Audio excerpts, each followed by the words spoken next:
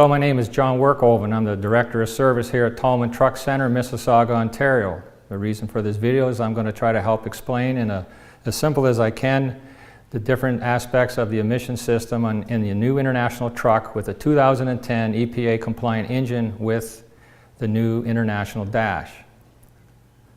The regeneration system, or the emission system's main component, is the DPF.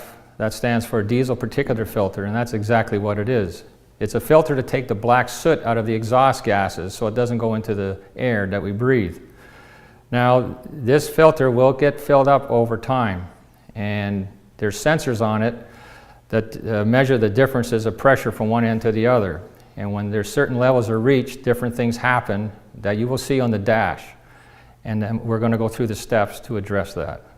The sensors will indicate one of 4 different levels of soot load. The first one is low soot load, then moderate soot load, then full soot load, and then over soot load. The first level of soot load we're going to talk about is low soot load. That means that the DPF filter is starting to get full, and what's going to happen is you will see on the dash between the tach and the speedometer a yellow light come on, and it says DPF with a little symbol above it like a little cloud. That's representing exhaust gases. That light is on solid, and this means that the filter, the DPF filter, is starting to get full. What we have to do is break down the soot into ash. So there has to be a regeneration process take place. In the low soot level, we have 2 options. The first and easiest way is to run on the highway at highway speeds until the light goes out.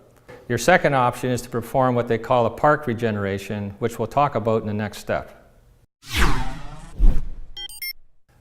Now you're going to get into moderate soot load. And with moderate soot load, you're going to know that's happening. You're going to see the DPF light come on again, but this time it's not solid. It's not on all the time. It's flashing. And it's telling you got to do something different. You can't redress it driving on the highway like we did in the low soot level. You got to pull over the road in a timely manner. Find a place that's gravel or pavement that has no debris that could burn, because when you're doing this park regeneration that I'll explain, the temperature is going to get very hot. So once you identify and find a safe place as I described, you got to do a number of things to set the stage. First, you got to put the parking brake on. Transmission's got to be in neutral, and you do not touch any of the foot pedals. Lastly, ensure that the engine is at least 170 degrees Fahrenheit to comply with all the requirements to do a park regeneration.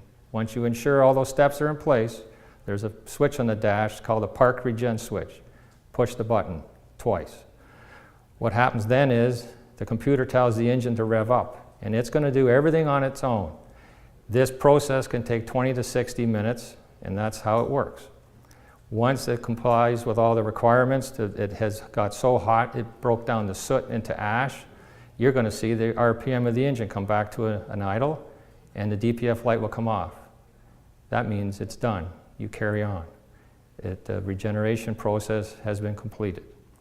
If after you push the park regeneration switch, the light in the switch does not stay on but is blinking, it's telling you one of the 4 conditions that need to be met is not being met.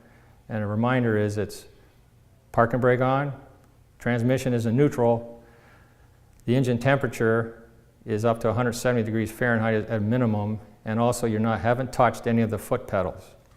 Retrace your steps, make sure that is all in place, and push the button again. Another thing to keep in mind, which I haven't addressed yet and is very important, is that through all these processes, another light can come on right beside the DPF light, and that says temp. It's not the engine temp it's talking about, the coolant. It's talking about the exhaust temperature. This is perfectly normal to happen during the regeneration process. And as long as it does go off in time, everything's fine. You will also, if hauling heavy on the highway, get to an off-ramp, pull off and stop at the first intersection, it could come on as well. It'll take a little time for the wind to blow over it. It will cool down. Once again, this is totally normal, and don't be too concerned. The next step of soot load is full soot load, and that's indicated by the DPF light coming on again, flashing, but now it's accompanied by 5 beeps per minute. You will also by this time most likely say, hey, I feel a performance problem, that the power is not the way it used to be, and that's exactly what you're going to feel because The filter, the DPF filter is full, real full. What you got to do now is get off the road in a fairly quick manner, but in a safe manner, and you got to find a place to do a park regen and all the conditions that we talked about before. And also remember that on the sun visor above the driver's seat, everything to do a park regen is laid out very clearly. So now you've met the conditions to do a park regen. You've done it.